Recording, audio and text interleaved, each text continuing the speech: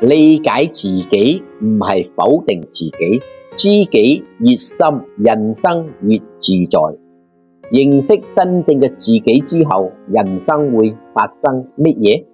當你開始理解自己嘅生命系統，一切都會唔一樣，唔會再否定自己。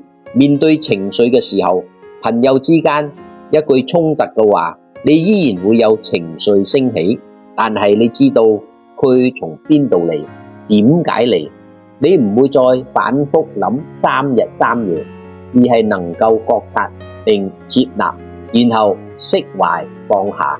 面對關係嘅時候，伴侶一個眼神，你唔再被煩躁綁架，你開始分得清邊啲係自己嘅功課，邊啲係對方嘅功課。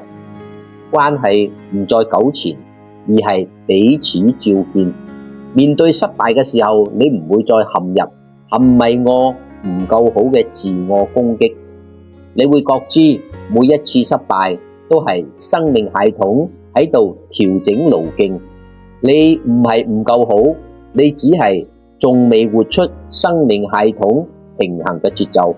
面對人生選擇嘅時候，你唔再隨波逐流，唔再因為他人嘅期待而勉強自己，你開始做出以自己內在同外境節奏平衡一致嘅決策，越活越穩，越活越有力量。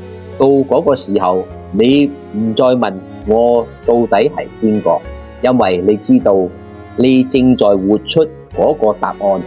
生命唔再係焦慮同比較嘅煎熬，而係一場從容而自在嘅體驗。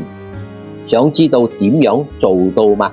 關注我，下一條視頻同你分享一個更深嘅話題。